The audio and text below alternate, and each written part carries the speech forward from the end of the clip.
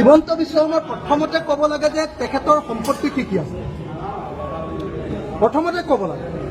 আজি মুখ্যমন্ত্ৰীয়ে কৈছে যে তেখেতৰ সম্পত্তিবিলাক ৰাজহুৱা হ'ব। এতিয়া তেখেতে কৈছে যে নিউজ লাইভটো ৰাজহুৱা হ'ব। কিন্তু মই সুধিব খুজিছোঁ যে মই তেখেতক সুধিব খুজিছোঁ যে নিউজ লাইভৰ লগতে তেখেতৰতো আৰু বহুত চেনেল আছে।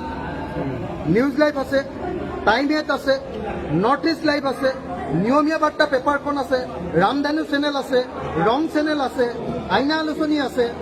এই আটাইবিলাক সংবাদ মাধ্যম ৰাজহুৱা হ'বলৈ নহ'ব। এইবাৰ এই আটাইবিলাক কোঅপাৰেটিভ ছ'চাইটিলৈ যাব নে নাযাব?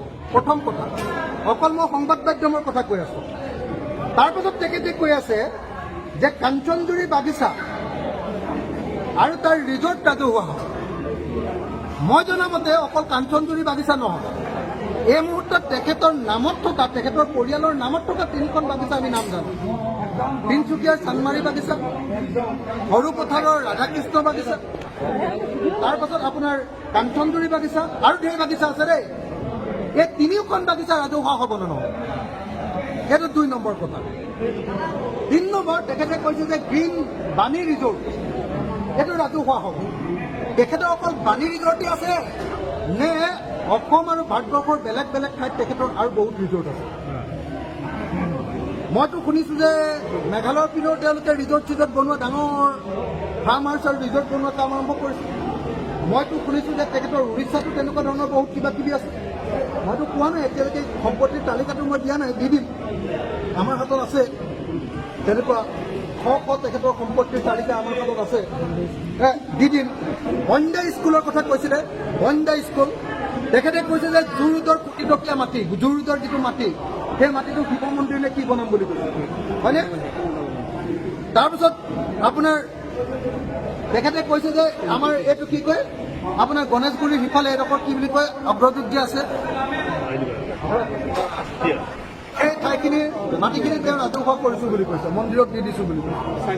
তো তেনেকৈ মই শুনিছোঁ তেখেতৰ উজান বজাৰতো মাটি লৈছে আৰু গুৱাহাটীৰ বিভিন্ন ঠাই একদম নিউজ লাইভৰ ওচৰে পাজৰে ঢেৰ মাটি লৈছে। আৰু মই তালিকাখন দি দিব খোজা নাই, যিখিনি মানুহে জানে অকল সেইকেইটা কথাই কৈ আছোঁ। মই সেই আটাইবিলাক, প্ৰথম কথা, অসমৰ মুখ্যমন্ত্ৰীয়ে এই সম্পত্তিবিলাক ৰাজহুৱা হ'ব বুলি কোৱাৰ আগতে অসমৰ মুখ্যমন্ত্ৰী আৰু তেওঁৰ পৰিয়ালৰ কি কি সম্পত্তি আছে তেওঁ সম্পত্তিৰ তালিকাখন ৰাজহুৱা কৰে। তেখেতৰ পুত্ৰ আৰু তেখেতৰ পৰিয়াল, তেখেতৰ মাতৃ, তেখেতৰ পত্নীৰ নামত কিমানটা কোম্পানী আছে সেইটো ৰাজহুৱা কৰি দিয়ক। মুঠ কোম্পানী কেইটা আছে এইটো ৰাজহুৱা কৰি দিয়ক। দিল্লীত তেওঁ কেইটা ঘৰ আছে সেইটো ৰাজহুৱা কৰি দিয়ক। এইবিলাক ৰাজহুৱা কৰি দিয়াৰ পাছত তাৰ পাছত তেওঁ কোনদিনা এই গোটেইবিলাক সম্পত্তি মানুহৰ নামত উইল কৰি দিব, এইটোতো তেওঁকতো আমি বিশ্বাস নকৰোঁ। মই জনামতে কাজিৰঙাত তেওঁ ঢেৰ মাটি আছে।